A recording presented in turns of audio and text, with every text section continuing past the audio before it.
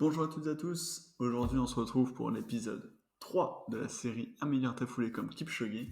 Allez, c'est parti.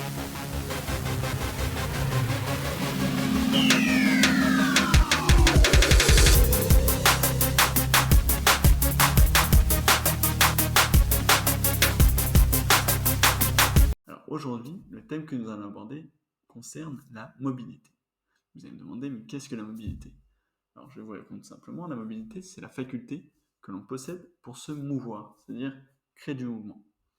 Et cette faculté, elle est totalement dépendante de la stabilité et aussi de la mobilité articulaire, c'est-à-dire la mobilité de chaque articulation. Donc aujourd'hui, dans cette vidéo, lorsque je parlerai de mobilité, je parlerai de mobilité articulaire. Et du coup, vous allez me dire, mais qu'est-ce que la mobilité articulaire? Et surtout, qu'est-ce qu'elle m'apporte? Qu'est-ce qu'elle va vous apporter? Alors, la mobilité articulaire, en fait, elle va vous permettre d'acquérir une certaine souplesse articulaire qui, elle, est nécessaire pour parvenir à une foulée, à une technique optimale et donc une foulée optimale. Ici, on va s'attarder sur la mobilité de hanche, qui, elle, va vous permettre d'acquérir une plus grande amplitude de foulée, parce que l'ouverture de votre bassin sera de fait plus grande aussi. Voilà, allez, passons directement aux exercices. Pour le premier exercice, nous allons partir sur des étirements balistiques. En complément des gammes athlétiques, ceux-ci peuvent déjà nous faire monter en température, mais également permettre d'obtenir une mobilité articulaire du bassin qui est non négligeable pour vos séances. Alors, comme vous voyez, le premier exercice est dans un sens unilatéral, c'est-à-dire qu'il y a un seul sens. Là où pour le second exercice, c'est un exercice latéral. Donc, premier exercice de face et le deuxième de côté. Voilà. Tenez-vous à la barrière et faites surtout travailler la jambe qui est en contact, enfin du côté du moins de la barrière. Voilà. Il faut essayer d'avoir une extension qui est relativement maximale, sans forcer non plus le mouvement et éviter les blessures. Pour le second exercice, nous allons faire des passages de haies, mais sans haies, mais en étant totalement en extension sur ses pieds.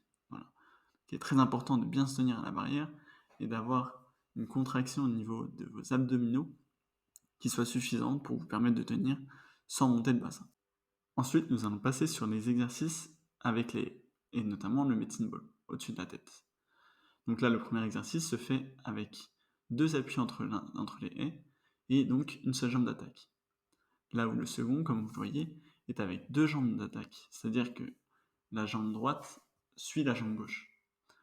Pour le troisième exercice, on va chercher une extension, et on va chercher à toucher la latte devant et derrière. Et enfin, du coup, on essaie de mettre plus de rythme en lâchant notamment le medicine ball pour pouvoir mettre de l'intensité et du dynamisme au pied, en refaisant exactement les mêmes exercices qui ont été faits auparavant.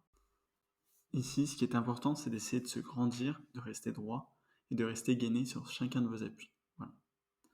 Donc ensuite, comme vous pouvez le voir, nous allons passer sur des exercices dynamiques sur le côté. Il faudra essayer de monter la jambe, donc la jambe droite dans un premier temps, comme vous pouvez le voir là, puis la jambe gauche, le plus haut possible et le plus tendu possible. Ce qui est également important, c'est de garder une certaine coordination au niveau du haut du corps et du bas du corps. Et voilà, c'est tout pour cette vidéo. J'espère qu'elle vous a plu. J'espère que vous avez eu des connaissances grâce à celle-ci. J'espère aussi que vous pourrez reproduire ces exercices-là chez vous. Du moins, au moins la première partie qui ne nécessite aucun matériel, même si la seconde nécessite, entre guillemets, seulement des haies, même si je sais que certaines personnes qui ne sont peut-être pas affiliées à un club n'ont peut-être pas la chance de pouvoir, du coup, emprunter des haies. Mais si vous pouvez, faites-le vraiment parce que ça a beau être des exercices spécifiques au cours de haies ou hurdler, c'est des exercices qui sont extrêmement, comment dire, nutritifs au niveau de la technique d'un demi-fondeur. Voilà. Et de toute autre discipline d'ailleurs. Donc, bon. J'espère avoir été clair sur cette vidéo. Si vous avez des questions ou quoi que ce soit, mettez-le en commentaire. N'oubliez pas de vous abonner. Le programme est en description. Je vous dis à très bientôt. C'était Valentin Chaumette. Allez, bye.